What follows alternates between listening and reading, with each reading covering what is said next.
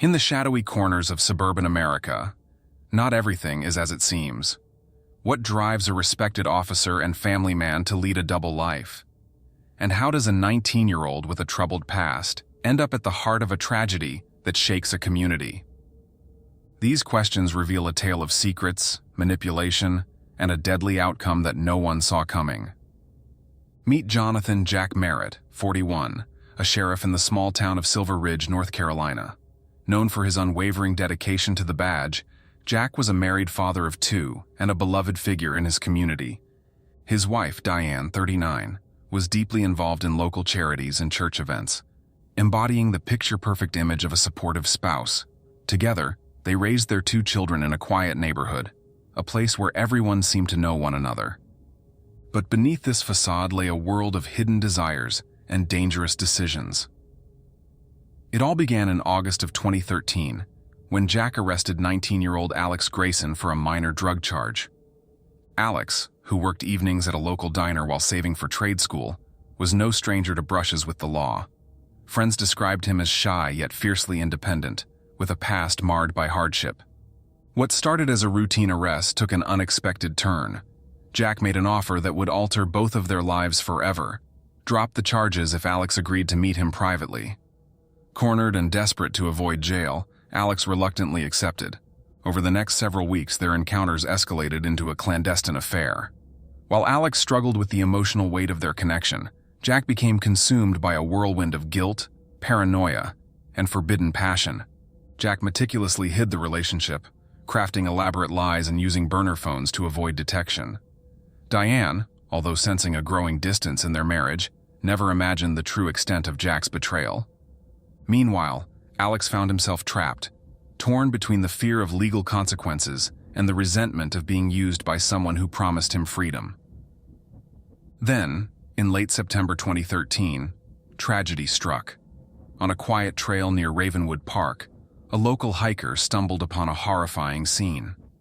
Jack Merritt's lifeless body, beaten and left in a clearing. The idyllic town of Silver Ridge was shattered as investigators raced to uncover the truth behind the sheriff's shocking demise. This story, steeped in secrecy and tragedy, is a chilling reminder of how quickly hidden lives can unravel. Jack's body, discovered in the quiet woods of Ravenwood Park, showed the unmistakable brutality of the attack that ended his life. Deep lacerations on his forearms suggested a desperate attempt to fend off his assailant. The trauma to his head made it clear that his death was violent and intentional. Blood pooled near his lifeless form, but not in amounts to suggest the fatal attack occurred where he was found. This immediately led investigators to consider the possibility of a staged scene. Detective Evelyn Granger, a seasoned investigator with over 15 years on the force, arrived alongside her partner, Officer Marcus Tate. The two had seen their share of grisly cases, but the condition of Jack's body left even these hardened professionals unnerved. The missing genitals raised questions about a deeper motive. Was it personal, ritualistic, or symbolic? Rumors of fringe groups like the Lumina Circle, a newly emerging cult in Silver Ridge, added an extra layer of complexity to the investigation. The case was only made more complex when they searched the crime scene. Bite marks scattered across Jack's body initially suggested something more sinister, possibly cannibalism. However, a forensic expert quickly determined the marks were likely from a wild animal, drawn to the body after death. Detective Granger was methodical, noting each detail, but the pieces were slow to come together. The Merritt household, once the epitome of small-town normalcy, was now a center of shock and grief. Diane, upon hearing the news, collapsed in tears, unable to comprehend how her seemingly devoted husband could meet such a fate. Their two children, ages 10 and 12, were shielded from the grisly specifics, but left to wrestle with a reality forever changed. The Silver Ridge community, known for its safety and close-knit bonds, was now gripped by fear and speculation. Detective Granger and Officer Tate knew they needed to move quickly. Their first step was to scrutinize Jack's recent activities. His movements in the weeks leading up to his death revealed a troubling pattern: secretive phone calls, unexplained absences, and visits to areas far outside his usual patrol routes. It wasn't long before they uncovered a name that would become central to their investigation: Alex Grayson. Alex, the 19-year-old diner worker, was no stranger to the Silver Ridge police. His history of minor drug offenses and his recent arrest by Sheriff Merritt had already marked him as someone with a troubled path. However, a closer examination of his relationship with Jack revealed a far darker picture. Investigators discovered that Jack had been coercing Alex into a secret relationship, exploiting his authority to trap the young man in a cycle of manipulation and fear. As the layers of Jack's double life unraveled, it became clear that the power dynamic between him and Alex was far from balanced. Jack's promises of protection came at a price Alex never agreed to pay. But whether Alex was a victim, a suspect, or both remained to be seen. The investigation was only beginning, but its revelations promised to be as shocking as the crime itself. Jack had carefully maintained the appearance of an upstanding sheriff and devoted family man. To the community, he was a protector and role model. But to Alex Grayson, he was a controlling figure, wielding power over him in ways that felt suffocating and inescapable. Alex's resentment toward Jack had grown steadily. While Jack promised a future of stability and help, his actions rarely matched his words. Alex's dreams of escaping Silver Ridge to pursue a better life seemed increasingly out of reach. The emotional wounds caused by the exploitation and manipulation grew more severe with each interaction with Jack. Trapped in the secrecy of their relationship, Alex's frustration began to boil over. When investigators brought Alex in for questioning, they were already aware of his connection to Jack. Detective Evelyn Granger, known for her sharp instincts, took the lead in the interrogation. Alex sat in the cold, sterile room, visibly uncomfortable, his fingers twitching as he avoided eye contact. At first, Alex denied any involvement, insisting he had no idea how Jack ended up dead. But under Granger's relentless questioning, cracks began to appear in his composure. His voice trembled as he admitted the truth about their relationship, though he framed it as anything but consensual. "He had me under his thumb," Alex said, his eyes glistening with unshed tears. "He used his badge to control me, to make me do whatever he wanted." The revelation of Jack's coercive behavior shocked even the seasoned detective. Alex's emotions spilled out, a mixture of anger, humiliation, and betrayal. He spoke about how Jack's promises to leave his wife and start a new life together were nothing more than hollow assurances. What pushed Alex further to the edge was learning about Jack's involvement with others.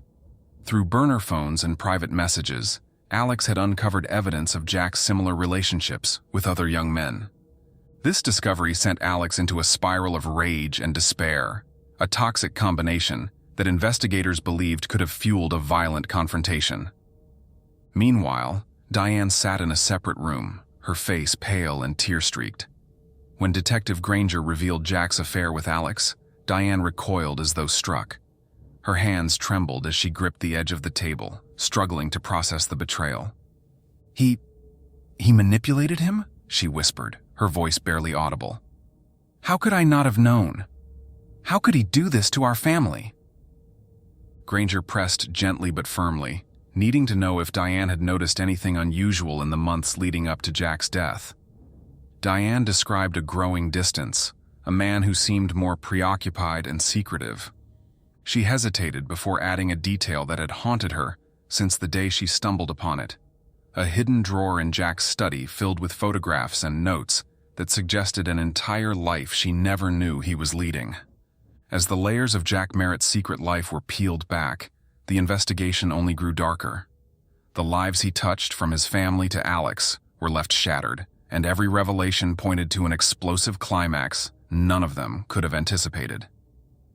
Investigators continued piecing together the shattered image of Jack, uncovering layers of deceit that spanned years. A troubling tendency became apparent as the insights became clearer. Jack had used his authority not only to manipulate Alex Grayson, but to target numerous young men, exploiting their vulnerabilities under the guise of law enforcement. Through phone records and confidential reports, Detective Granger discovered that Jack's predatory behavior extended beyond what anyone had initially imagined. He had meticulously identified his victims, typically young men in precarious situations, and arrested them on minor or fabricated charges. Once in custody, Jack would exploit their desperation, offering a way out of legal trouble in exchange for sexual favors. One name stood out among the records: Malcolm Davis, a 22-year-old who had struggled with homelessness and minor theft convictions. Malcolm had been arrested by Jack in early 2011 for shoplifting at Turner's Market, a small grocery store in the outskirts of Silver Ridge. The arrest, Malcolm told detectives, became a turning point in his life, but not in the way he had hoped. "I thought he wanted to help me," Malcolm admitted during his interrogation. "But he used me. I didn't have a choice. I couldn't go back to jail." Malcolm described a series of encounters with Jack that followed his arrest, each one chipping away at his sense of self. Despite his initial reluctance to talk, Malcolm eventually recounted seeing Jack one night in Midnight Diner, sitting across from another young man. That man, Malcolm now knew, was Alex Grayson. "I saw them together and everything just clicked," Malcolm explained, his voice heavy with bitterness. "I wasn't special to him. None of us were." Meanwhile, Diane was reeling from the unrelenting stream of revelations. A meticulous search of Jack's private belongings revealed more evidence of his double life. Among the items was a worn notebook hidden in the garage, filled with coded entries about his victims and their agreements. Diane stared at the pages in disbelief, her hands trembling as she handed it to Detective Granger. This is a nightmare," Diane whispered, unable to meet Granger's gaze. "How could I have been so blind?" The notebook opened a floodgate of questions. How long had Jack been living this secret life? And how many more victims were out there, silenced by fear or shame? The investigation had started as a murder case, but had now expanded into an unthinkable web of exploitation. Late one evening, Detective Granger received an anonymous tip that added a chilling twist to the case. A caller claimed that Jack had been using his involvement with a community outreach program, Bridges of Trust, to gain access to vulnerable teens. The program, meant to strengthen relationships between law enforcement and at-risk youth, was now tainted by the suspicion of Jack's predatory behavior. As Granger followed up on the lead, she began contacting other participants in the program. One by one, stories surfaced that mirrored Malcolm's and Alex's experiences.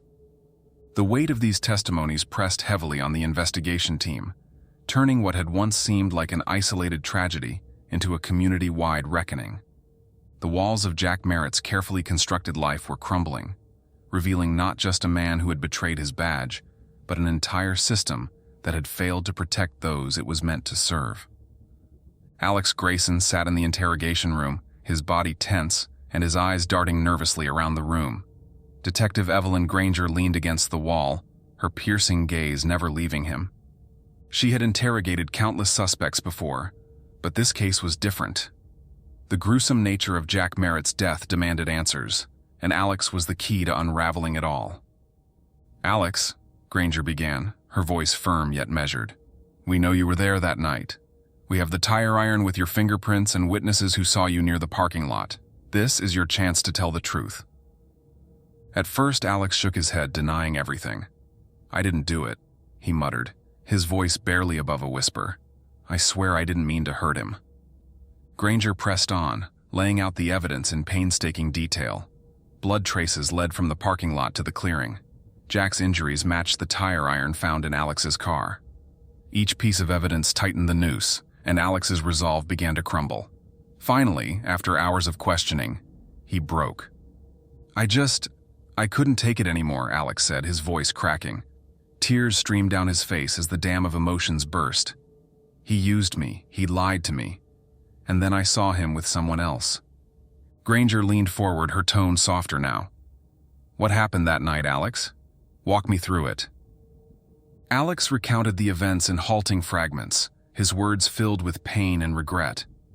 He had gone to the parking lot intending to confront Jack about the betrayal. The anger that had been building for months boiled over as Jack dismissed his feelings, calling him just another distraction. Alex described grabbing the tire iron in a fit of rage, swinging it wildly as Jack tried to shield himself. "I didn't want to kill him," Alex sobbed. "I just wanted him to stop, to feel what I felt." But the attack didn't end there. Alex confessed to the horrifying mutilation, his voice trembling as he described the moments of sheer fury and despair that overtook him. I wasn't thinking. It was like I was someone else," he whispered, his face buried in his hands. Detective Granger took a moment before speaking again. "Alex, what you did was monstrous, but understanding why it happened is important. For you, and for the people left in the wake of this tragedy." As Alex was led out of the room, the reality of his actions began to settle in. The confession solidified the prosecution's case, but it also shed light on the psychological toll Jack Merritt's manipulation had inflicted on his victims. For Alex, the road ahead would be defined by his choices that night and the consequences he now had to face. The courtroom was packed, every seat filled with a mix of reporters, community members, and the families of both Jack Merritt and Alex Grayson. The atmosphere was heavy with anticipation as the trial began in April 2015, each side preparing to present its narrative. Prosecutor Clara Meadows opened with a stark and unrelenting portrayal of Alex as a young man who had carefully planned the murder of Jack Merritt, driven by rage and betrayal. "This was not a crime of passion," Meadows declared. "It was calculated, gruesome, and deliberate. Alex Grayson brought a weapon, delivered fatal blows, and mutilated Jack Merritt's body in a way that reveals not just anger, but a desire to destroy." Defense attorney James Falk countered, painting Alex as a victim of Jack's manipulation and abuse. "Alex Grayson is not a cold-blooded killer," Falk argued. "He is a young man who suffered under the control of someone who held power over him, emotionally and physically. His actions, while horrific, were born out of years of exploitation and a moment of unbearable emotional collapse." The prosecution leaned heavily on forensic evidence, displaying the tire iron found in Alex's car, which bore both his fingerprints and Jack's blood. They called medical examiners to detail the extent of Jack's injuries, sparing no detail to emphasize the brutality of the crime. Meadows also introduced evidence of Alex's confession, playing audio clips that left the jury visibly uncomfortable. Falk called Dr. Naomi Chen, a psychologist specializing in trauma, to testify about the psychological impact of prolonged manipulation. Alex's actions that night were the culmination of months, if not years, of emotional and psychological abuse, Dr. Chen stated. She described how Jack's control over Alex had eroded his sense of self, pushing him into a volatile mental state. Diane Merritt, Jack's widow, took the stand to speak about the devastating loss her family had endured. Her voice quivered as she described telling her children about their father's death. "No child should have to hear that their father is gone, that he died like this," she said, her hands trembling as she clutched a tissue. Elena Grayson, Alex's mother, spoke of her son's struggles with self-worth and the betrayal he had suffered. "Alex thought Jack cared about him. He thought he was special. But Jack took advantage of my son in ways no one should ever experience," she said, tears streaming down her face. The jury deliberated for 2 tense days before delivering their verdict, guilty of second-degree murder. Alex stared straight ahead as the decision was read, his expression a mixture of resignation and sorrow. Judge Naomi Hill, in her sentencing, acknowledged the complexity of the case but condemned the violence of Alex's actions. "Manipulation and pain do not excuse brutality," she said. Alex was sentenced to 25 years to life in prison. In the aftermath, the reverberations of the trial were felt by everyone involved. Alex was transferred to Greenfield Correctional Facility, where he began serving his sentence. Initially withdrawn and haunted by regret, he eventually sought redemption through therapy sessions led by Dr. Michael Patel, a prison counselor specializing in trauma rehabilitation. "I don't want to be defined by what I did," Alex confessed during a session. "I want to be better." Diane Merritt moved away from Silver Ridge, seeking a fresh start in a smaller community. She dedicated herself to volunteering at Haven House, helping survivors of abuse find safety and hope. Though she rarely spoke about Jack, her work became a quiet tribute to rebuilding lives torn apart by betrayal and violence.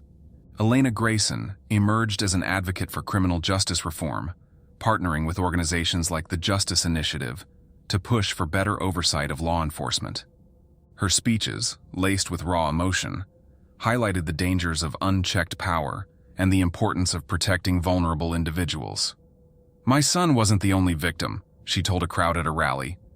"There are others out there, and they deserve justice too."